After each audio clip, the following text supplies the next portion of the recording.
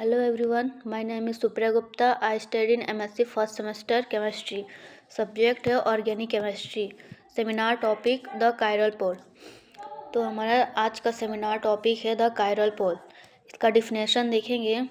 The chiral pool reference to the naturally occurring collection to optically active compounds such as amino acid, sugar, terpenes, and alkaloid, which are available in anatomically pure from and are used as starting material in asymmetric synthesis. तो इसमें कहा गया है, chiral पोल को कहा गया है कि कायरल पोल प्राकृतिक रूप से पाया जाने वाला प्रकाशीय रूप ऑप्टिकली एक्टिव यौगिक का संग्रह होता है.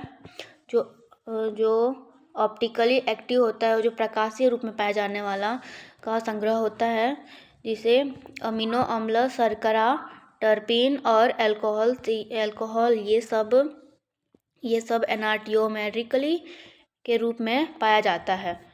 और असमेट्रिक मटेरियल असमित संश्लेषण का स्टार्टिंग मटेरियल के रूप में उपयोग किया जाता है. जो ये असमेटिक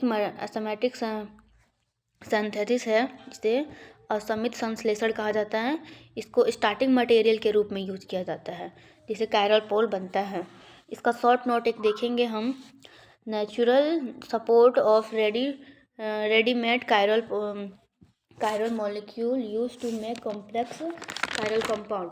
तो इसका कहा गया प्राकृतिक द्वारा उपलब्ध कराए गए रेडीमेड मटेरियल का यूज कायरल पोल के यौगिक के निर्माण में किया जाता है.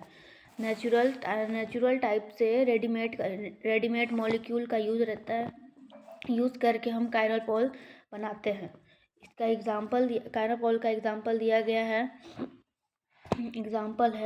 फर्स्ट एग्जाम्पल है कार्बोहाइड्रेट, सेकंड फ्रक्टोज, थर्ड है अमीनो एसिड, फोर्थ है टर्परीन और 5 है हाइड्रोक्साइड एसिड.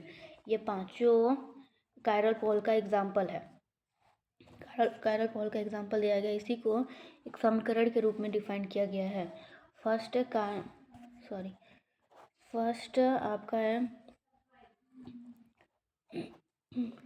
है हम कायरल पोल को डिफाइन करेंगे तो अमीनो एसिड के रूप में पहले बनाएंगे. अमीनो एसिड का नेचुरल एन अमीनो एसिड लेंगे. शुद्ध अमीनो एसिड रहेगा नेचुरल टाइप से. तो इसका हम लोग डिफाइन करके फर्स्ट में बनाएंगे अल्फा हाइड्रोक्सी एसिड.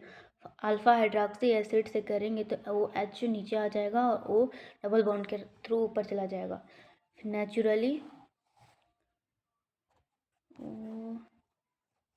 नेचुरली ये डी शुगर में कन्वर्ट करेंगे इसका.